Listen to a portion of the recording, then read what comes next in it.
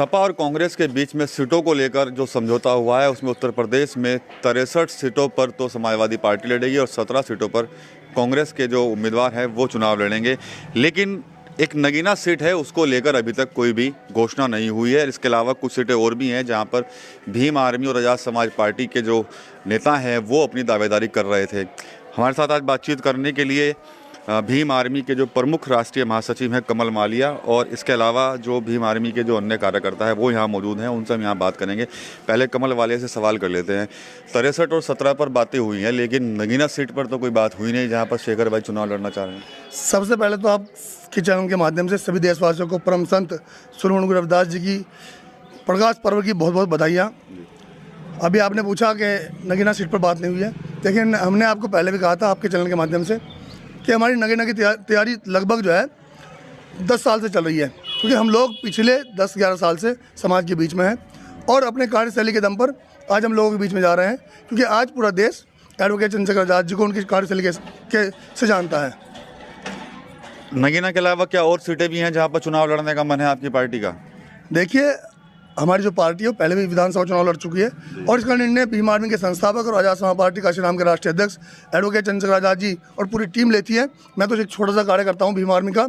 और हाँ, इतना आपको जरूर बताऊंगा कि भीम आर्मी और भारत एकता मिशन आज़ाद समाज पार्टी काशीराम के राष्ट्रीय अध्यक्ष एडवोकेट चंद्रशेखर आज़ाद जी नगीना लोकसभा जीतेंगे, पक्का जीतेंगे, क्योंकि आज प्रकाश पर्व है गुरु जी का और बिजनौर की जनता बेहद प्यार और स्नेह जो है एडवोकेट चंद्रशेखर आज़ाद जी को दे रही है और वहाँ का मुस्लिम दलित बहुजन समाज संपूर्ण उनके साथ है, आज़ाद समाज पार्टी के साथ है। 22 का जब विधानसभा चुनाव था उत्तर प्रदेश के अंदर, तब तो तमाम जो नेता थे वो अपने साथ लिए उनको घूमते थे। लेकिन अब चूंकि इंडिया गठबंधन भी हुआ है, ना तो गठबंधन की किसी मीटिंग में न्योता मिला है। भारत जोड़ो न्याय यात्रा चल रही है कांग्रेस की, उसमें अखिलेश यादव भी तक शामिल हो रहे हैं, लेकिन शेखर जी को अब तक कोई इन्विटेशन नहीं मिल पाया। देखिए, इस देश में आज तक दलित को केवल और केवल छला गया है, इस्तेमाल की वस्तु समझा गया है और यही आज तक उन लोगों ने किया है। लेकिन अब मैं आपको बता दूं, आज एक ऐसा चेहरा है एडवोकेट चंद्रशेखर आज़ाद जी जिसे पूरा देश नहीं पूरा संसार जानता है। आज अगर भीम आर्मी भारत एकता मिशन का प्रत्येक कार्यकर्ता इस बहुजन समाज के मान सम्मान स्वाभिमान की बात करता है, तो बहुजन समाज भी आज भीम आर्मी भारत एकता मिशन पर और आज़ाद समाज पार्टी पर विश्वास करता है। रही बात उनको लेने की एडवोकेट चंद्रशेखर आज़ाद जी को, तो कुछ लोग डरते हैं। उन्हें पता है कि अगर ये बंदा इस देश की लोकसभा में पहुँच गया तो हम सबकी रोटियाँ और हमारी सबकी दुकानें बंद हो जाएगी, उसमें अन्य पार्टियाँ हैं। कांग्रेस और सपा को भी इस बात का डर है क्या? सभी को डर है। कोई नहीं चाहता कि दलित का बच्चा आगे बढ़े, कोई नहीं चाहता कि ऐसा अम्बेडकरवादी लोकसभा में जाए जो इस बहुजन समाज की आवाज़ को बुलंद तरीके से उठा सके। सब लोग डरते हैं, सबको अपना खतरा है, लेकिन हम आपको बता दे रहे हैं कि इस बार बिजनौर की जनता ने लोकसभा की जो लोकसभा नगीना है उसकी जनता ने सबने ठाना है केतली वाला बटन दबा करके एडवोकेट चंद्रशेखर आज़ाद जी को इस देश की लोकसभा में पहुंचाना है।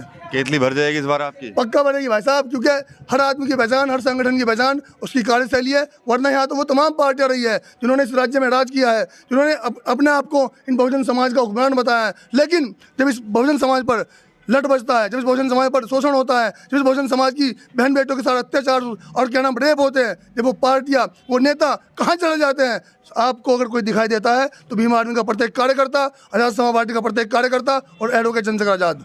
राजस्थान और मध्य प्रदेश में भी आप लोगों ने पूरा दमखम दिखाया था, तो क्या लगता है कि उत्तर प्रदेश में भी कई सीटों पर आप अपने दिखाने वाले हैं? हाँ, तो रिजल्ट सामने है। राजस्थान में देख लीजिए आप, जिस पार्टी के अटट विधायक थे राजस्थान में, उस पार्टी को 2,10,000 मिल रहा है और हमारा कोई विधायक नहीं था, हमें मिल रहा है 3,65,000। जिस पार्टी के मध्य प्रदेश में विधायक थे उनको मिल रहा है 70,000, हमें मिल रहा है 1,70,000। तो ये जनता का विश्वास तो है।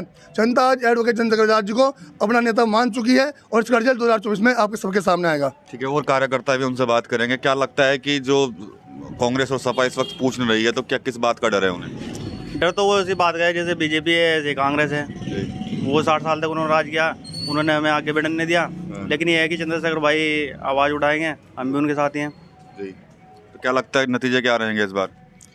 नतीजे सही रहेंगे, वो तो जनता अपने आप को देखेगी जी। हम भी उनके साथ हैं। ठीक है, आप क्या कहेंगे शेखर भाई को लेके? फिलहाल तो पॉलिटिक्स में इतना कोई इंटरफेयर नहीं है, लेकिन हम भाई के साथ हैं हम जी। तो क्या लगता है कि नतीजे क्या रहेंगे इस बार? शेखर भाई के फेवर में रहेंगे, कैसे रहेंगे?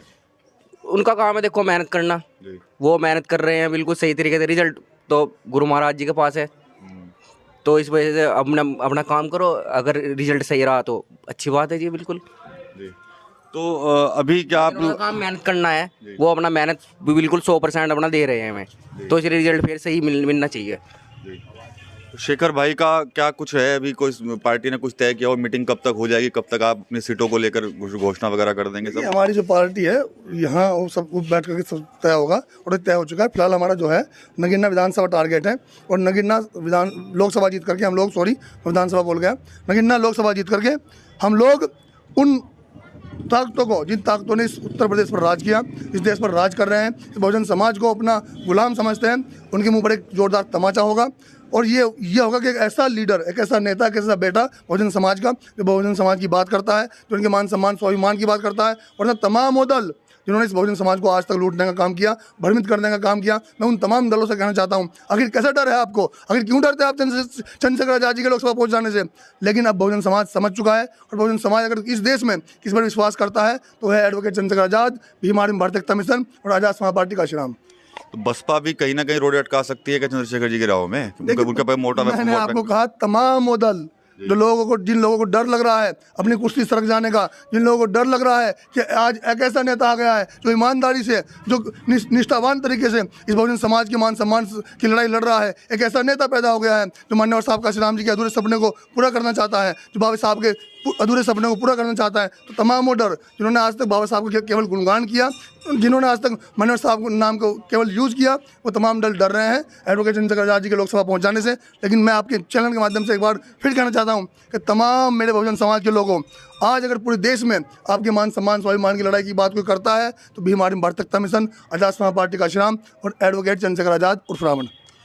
तो साफ तौर पर जो भीम आर्मी के राष्ट्रीय महासचिव हैं, प्रमुख महासचिव कमल वाले का कहना यही है कि शायद जो विपक्षी दल हैं उनको डर है कि कहीं चंद्रशेखर आज़ाद जो हैं वो लोकसभा ना पहुंच जाएं और उनका अपना एक जनाधार ना बढ़ जाए, और यही वजह मान रहे हैं कि शायद अभी तक किसी पार्टी ने उनसे संपर्क नहीं किया, लेकिन ठानी हुई है कि नगीना लोकसभा चुनाव लड़ना है। हालांकि सूत्र यह भी बता रहे हैं कि सिर्फ नगीना ही नहीं, उत्तर प्रदेश की कई लोकसभा ऐसी हैं जहाँ पर इंडिया गठबंधन को पूरी तरह से एक तगड़ा झटका देने की तैयारी जो है वो चंद्रशेखर आज़ाद ने कर ली है, क्योंकि हाल ही के दिनों में जब गठबंधन हुआ तब से लेकर अब तक ना तो उनको किसी मीटिंग में बुलाया गया है, भारत जोड़ो न्याय यात्रा चल रही है, अखिलेश यादव उसमें शामिल हो रहे हैं, लेकिन चंद्रशेखर आज़ाद को अभी तक वो इनविटेशन नहीं मिला है। तो कहीं ना कहीं साफ तौर पर जो इनकी पार्टी के जो नेता हैं उनका यही कहना है कि जो तमाम दल हैं वो डरे हुए हैं, उनको सिर्फ डर इस बात का है कि कहीं दलित का बेटा लोकसभा ना पहुंच जाए। TV9 यूपी के लिए सहारनपुर से विकास कपिल।